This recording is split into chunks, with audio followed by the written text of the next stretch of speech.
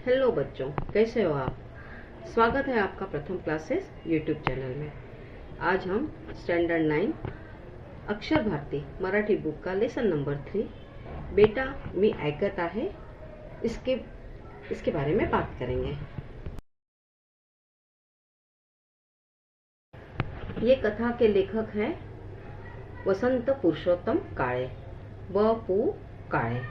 ठीक है। उनके प्रसिद्ध नाटक है लोंबळणारी माणसं, पार्टनर, पण माझ्या हाताने। और ये लेसन या कहानी का मुख्य उद्देश्य क्या है, क्या बताया इस कहानी में कि संगीत से जो एक लड़के के पापा दूर हो जाते हैं और उनके खुशी के लिए जो वो लड़का उनकी खुशी के लिए वो लड़का मेहनत करता है और वो लड़के का आत्मविश्वास, इन सब बातों की इन बारे में बात की है। या कथेचे शिल्पकार आहेत वसंत पुरुषोत्तम काळे म्हणजे व पु काळे। त्यांचे प्रसिद्ध साहित्य आहे लोंबकळणारी माणसं, पार्टनर, पण माझ्या हाताने। कथेचा मुख्य विषय काय माहिती का, एका अपघातामुळे संगीत सेवेपासून दुरावलेले वडील आणि त्यांच्या सौख्यासाठी किंवा सुखासाठी धडपडणारा मुलगा यांच्यातील मूक भावस्पर्शी संवाद।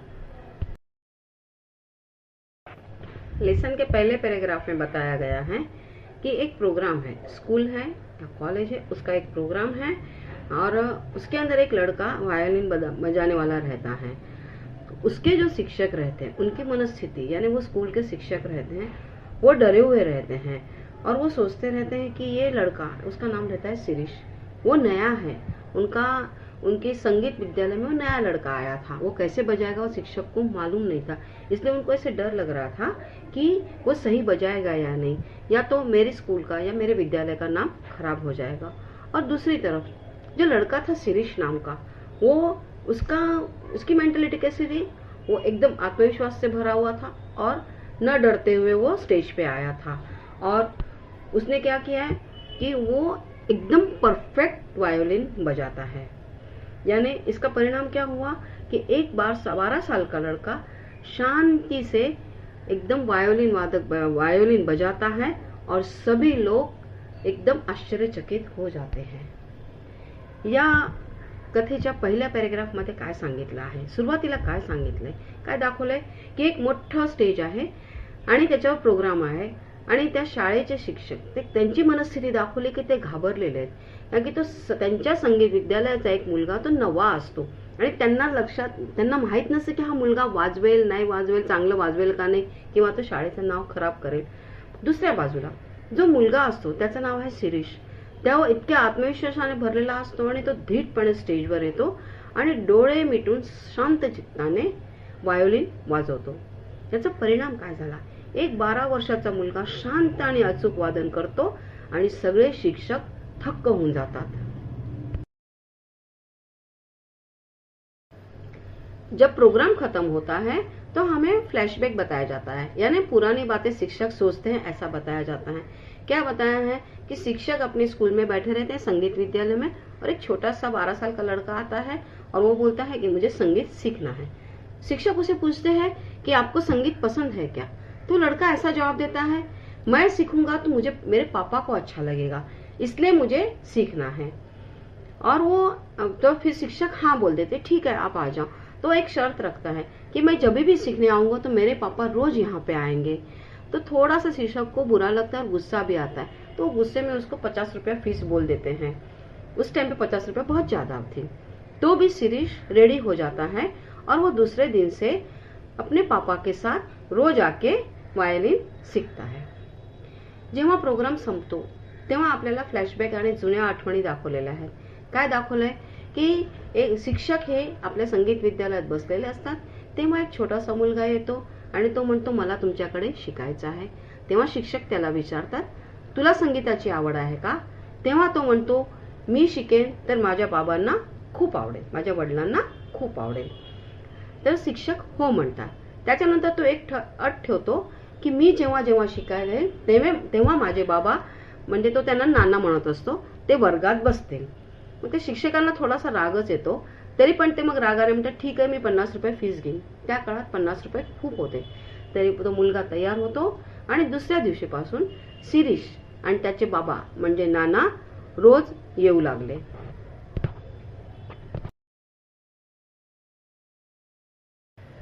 जब वह शिरीष क्लास में पढ़ने आता था तब क्लास का वातावरण कैसा रहता है ये इसमें बताया गया है आगे के पैराग्राफ में. क्या सोचते थे शिक्षक? सोचते रहते थे कि शिरीष पढ़ता तो वायलिन सीख तो बहुत अच्छा रहा है, पर उसके पापा नाना वो चुप ही बैठे रहते हैं, वो कुछ भी एक्सप्रेशन नहीं देते हैं, वो एक जगह पे खाली आके बैठे रहते हैं. तो उनको वो थोड़ा अजीब सा लगता है और उसको ऐसा लगता है कि शिरीष हर वक्त अपने पापा के यानी उनके बारे में ही क्यों सोचते रहता है. और शिरीष को एक ही टारगेट रहता है कि वो अच्छे से वायलिन बजाता है, सीखता है, पर वो एकदम फ्रीली नहीं बजा पा रहा है. और नाना यानी शिरीष के पापा वो एक जगह चुपचाप बैठे रहते हैं और वो जो बजाता है वो देखते रहते हैं. पुढच्या पॅरेग्राफमध्ये आपल्याला काय सांगितलंय की जेव्हा शिरीष शिकायला येतो तेव्हा वर्गातलं वातावरण कसं असतं. शिक्षक नेहमी विचार करत असतात की शिरीष खूप चांगला वाजवतो, पण नानांचा जो त्यांचा स्वभाव वाटतो किंवा त्या नानांचा बिहेवियर त्यांना तो वेगळा वाटतो, त्यांचा स्वभाव वेगळा वाटतो आणि थोडासा शिरीष त्यांना आगाऊ वाटतो. आणि ते विचार करते शिरीष नेहमी स्वतःच्या बाबांचा म्हणजे नानांचा का विचार करत असतो. आणि शिरीषचं काय असते, तो चांगलं शिकतो पण काय होतं माहित नाही, पण तो नानांसमोर मोकळेपणाने वाजवू शकत नाही. आणि नाना काय करतात, एक अक्षरही न बोलता शांतपणे बसलेले असतात. असं ते वर्गाचं वातावरण असतं. शिरीष का प्रोग्रेस देख के उसको उसके शिक्षक ऐसे सोचते हैं कि जो संगीत विद्यालय का उनका एक प्रोग्राम रहता है उसमें इसका वायोलिन वादन रखेंगे. तो उन्होंने शिरीष को कहा कि अपना जो 2-3 महीने के बाद अपने यहाँ प्रोग्राम है अपने कॉलेज का या स्कूल का संगीत विद्यालय का, उसमें आप वायोलिन बजाना. तो क्या होता है कि 15 दिन लगातार शिरीष नहीं आता है और 16वें दिन उसका मैसेज ऐसे कहीं से भी मालूम पड़ता है कि उसके पापा बीमार है इसलिए वो नहीं आ पाएगा. इसका क्या हो गया है कि इसके लिए क्या हो गया कि उस शिक्षक को बहुत गुस्सा आया और उन्होंने जो प्रोग्राम था संगीत विद्यालय के उसमें से उस शिरीष का नाम काट दिया. शिरीषची प्रगती बघून शिक्षकांनी त्यांना सांगितलं की आपले जे संगीत विद्यालय त्याचा प्रोग्राम आहे त्याच्यामध्ये तुझं वायोलिन वादन ठेवूया. आणि त्यांनी ते ठरवलं. पण एक वेळेस काय होते, सतत तो 15 दिवस येत नाही आणि 16व्या दिवशी निरोप येतो की त्याचे वडील नाना आजारी असल्यामुळे शिरीष येणार नाही. या गोष्टीमुळे कारण की सगळे प्रोग्रामची तयारी झालेली असते त्यामुळे शिक्षकांनी संतापून शिरीषचं नाव कार्यक्रमातून रद्द केलं. जिस दिन संगीत विद्यालय का कार्यक्रम रहता है उस दिन सुबह शिरीष अचानक शिक्षक के दरवाजे में आके खड़ा हो जाता है और बोलता है कि मुझे वायोलिन बजाने का लास्ट चांस दो. तो शिक्षक आश्चर्यचकित हो जाते हैं और वो कंफ्यूज हो जाते हैं कि इतने दिनों से वो आया नहीं, अब मैं आज ही प्रोग्राम उसको कैसे परमिशन दूं. जब वो रियलिटी बताता है तो शिक्षक को बहुत बड़ा धक्का लगता है. वो क्या बोलता है कि शिरीष रियलिटी अब बता रहा है कि सर जी मेरे पापा की डेथ हो गई है और एक टाइम पे शिरीष के पापा बहुत बड़े गवई थे यानी गायक थे. एक एक्सीडेंट हो जाता है और उनका सुनने की शक्ति चली जाती है और वो बिल्कुल सुन नहीं सकते, पर उनको संगीत के सानिध्य में यानी संगीत के वातावरण में रखने के लिए ही शिरीष उनको जब वो संगीत सीखता था तो इधर लेके आता था. कार्यक्रमाच्या दिवशी शिरीष अचानक दारात उभा राहतो आणि वादनाची शेवटची संधी मागतो. शिक्षक आश्चर्यचकित होऊन जातात. तो बोलतो, सर माझे नाना कायमचे गेले हो. आणि त्याने नानाबद्दलची गोष्ट सांगितली ते ऐकून शिक्षकांना धक्काच बसला. नाना एकेकाळी उत्कृष्ट गवई होते, पण एका अपघातात ते ठार बहिरे झाले. त्यांना काही ऐकू येत नसे. केवळ संगीताच्या सानिध्यात राहण्यासाठी ते रोज वर्गात येत असत. शिरीष शिक्षक को बोलता है, जब मेरे पापा की डेथ हो जाती यानी नाना की डेथ हो जाती तब मैंने नक्की किया था कि मैं कोई भी इंस्ट्रूमेंट को हाथ नहीं लगाऊंगा और मैं जिंदगी में कभी भी संगीत नहीं सीखूंगा. और वो बोलता था कि जब जिंदा थे तब उनको सुनाई नहीं दे रहा था और तो भी मैं उनके लिए मैं करता था कि नहीं वो संगीत के वातावरण में रहे, पर अब वो जिंदा ही नहीं है तो मैं किसके लिए करूं. और फिर जब भी वो सोचता था तब उसको अपने पापा दिखते थे। फिर एक दिन अचानक उसको ऐसे पापा का आवाज आता है कि बेटा तूने संगीत सीखना क्यों बंद किया, बेटा तुम बजाओ मैं सुन रहा हूँ। यानी उसका मतलब क्या, बेटा वाजव मी ऐकत आहे। ये शब्द जब उसके कान पे पड़ते हैं तब वो सोचता है कि नहीं, मुझे अब संगीत सीखना है और मैं ये प्रोग्राम जरूर से करूंगा। जेव्हा शिरीषचे नाना गेले तेव्हा शिरीष काय ठरवतो की नाही, आता मी वाद्याला कधी हात लावणार नाही आणि मी संगीत शिकणार पण नाही। जेव्हा जीवनपणी नानांना ऐकू येत नव्हतं तर आता तर मी वाजवल्यावर नानांना काय समजणार आहे, म्हणून त्याने ठरवलं की मी कधीच संगीत कुठलंही वाद्य वाजवणार नाही। आणि 24 तास एकच, पण त्याला 24 तास सारखं नानांची मूर्तिगत नानांचा चेहरा दिसायचा। आणि एकदा त्याला असा आवाज आला जणू काही नाना बोलत आहेत की बेटा वाजव मी ऐकत आहे। हे शब्द ऐकल्यावर त्याला असं वाटलं, त्याला प्रेरणा मिळाली आणि त्याने संगीत वाजवण्याचा म्हणजे व्हायोलिन वाजवण्याचा निश्चय केला। इसमें अपने को शिरीष की दो मनस्थिति यानी उसकी पोजीशन यानी वो उस वक्त क्या सोचता था वो बताया है। जब उसके नाना जीवन थे यानी उसके पापा जिंदा थे तो वो फ्रीली नहीं बजाता था, पर नाना के जाने के बाद उसको कॉन्फिडेंस है कि नहीं मेरे पापा सुन रहे हैं मैं बजाऊंगा।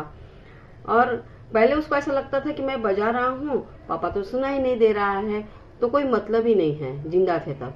पर अब डेथ हो गई तो उसको ऐसा लग रहा है कि नहीं, नाना इधर किधर ही मेरे आजू बाजू हैं और वो सब सुन रहे हैं। पहले वो क्या करता था कि अपने पापा को संगीत के वातावरण में रखने के लिए वो बजाता था, और अब उनकी डेथ के बाद उनके आत्मा की शांति के लिए, उनकी खुशी के लिए वो बजाता है। शिरीष मधील बदल दाखवलेला आहे आपल्याला। नाना जिवंत असताना तो संकोचाने आणि मोकळेपणाने वाजवायचा, म्हणजे व्यवस्थित वाजवायचा नाही, त्याला संकोच व्हायचा। पण नानाच्या निधनानंतर मुरलेल्या वादकाप्रमाणे प्रचंड आत्मविश्वासाने तो व्हायोलिन वाजवायला लागला। त्याची मनस्थिती तेव्हा कशी होती की मी कितीही वाजवलं तरी, जिवंत असताना की मी किती वाजवलं तरी नानांना ऐकू येणार नाही। पण नानाच्या निधनानंतर त्याला काय वाटलं की नाही, नाना माझ्या आजूबाजूलाच आहे, ते सर्व ऐकतात। तेव्हा नाना जिवंत असताना त्याचा उद्देश काय होता, केवळ वडिलांना संगीताच्या सानिध्यात ठेवणं एवढाच उद्देश होता, म्हणून तो वाजवायचा। पण नानाच्या निधनानंतर त्याच्यामध्ये काय बदल झाला की नानाच्या आत्म्याच्या शांतीसाठी मी ही सर्वोच्च श्रद्धांजली आहे म्हणून तो वाजवू लागला। आपको समझ में आया कि जब ये प्रोग्राम चालू था तो शिरीष के लिए, वो लड़के के लिए सबसे बड़ी बात क्या थी या सबसे बड़ा ऑडियंस कौन था। इतने सारे ऑडियंस से उसको कुछ भी डर नहीं लग रहा था। वो किसके लिए गा रहा था, वो अपने पापा के लिए गा रहा था। यानी उसके लिए सबसे बड़ा ऑडियंस कौन था, श्रोता कौन था, उसके पापा नाना। इसलिए उसने इतना अच्छा गाया। ठीक है। कलेच्या सर्वोच्च पातळी तेव्हा गाठली जाते जेव्हा ते निखळ प्रेमातून आणि समर्पणातून जन्म घेते। शिरीषसाठी नाट्यगृहातील प्रेक्षक, शिक्षक किंवा स्वतःचे यश महत्वाचे नव्हते, त्याचा खरा आणि एकमेव श्रोता त्याचे वडील होते।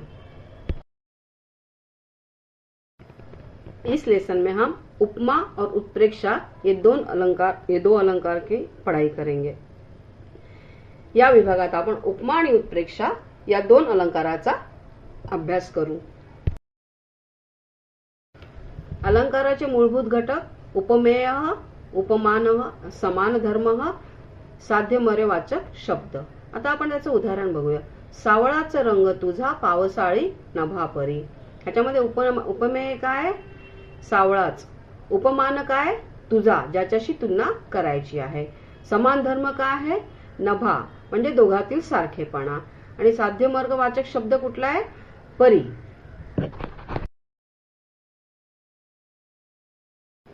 उपमा अलंकार, त्याची व्याख्या।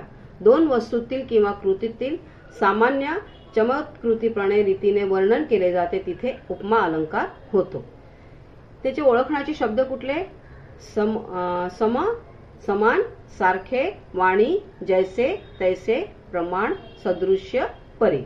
उदाहरण, त्याचे अक्षर मोत्यासारखे सुंदर आहेत। याच्यामध्ये उपमेय आहे अक्षर, उपमान आहे मोती आणि साध्यमार्गवाचक शब्द आहे सारखे। उत्प्रेक्षा अलंकार, त्याची व्याख्या आहे उपमेय हे जणू उपमानच आहे अशी कल्पना केलेली असते तेव्हा उत्प्रेक्षा अलंकार होतो. ओळखण्याचे शब्द जणू, काय, जेवी, गमे, भासे, वाटे, की, जसे, तसे. आता उदाहरण बघूया.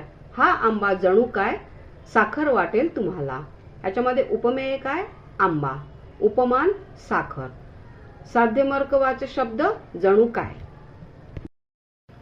उपमा विरुद्ध उत्प्रेक्षा. मूलभूत संकल्पना काय उपमा अलंकारची? केवळ सारखेपणा दाखवला जातो आणि उत्प्रेक्षा अलंकार उपमेय हेच उपमान असल्याचे मानले जाते. उपमा अलंकार ओळखण्याचे शब्द सम, समान, सारखे, वाणी, परी, प्रमाण. उत्प्रेक्षा अलंकार ओळखण्याचे शब्द जणू, काय, भासे, वाटे, गमने, की. उपमा अलंकारचे उदाहरणे आईचे प्रेम सागरासारखे असते. उत्प्रेक्षा अलंकाराचं उदाहरण आईचे प्रेम म्हणजे जणू सागरच. तर सांगा कसा वाटला आजचा व्हिडिओ. आजचा व्हिडिओ जर तुम्हाला आवडला असेल तर प्रथम क्लासेस YouTube चॅनलला लाईक करा, सबस्क्राईब करा आणि शेअर नक्कीच करा.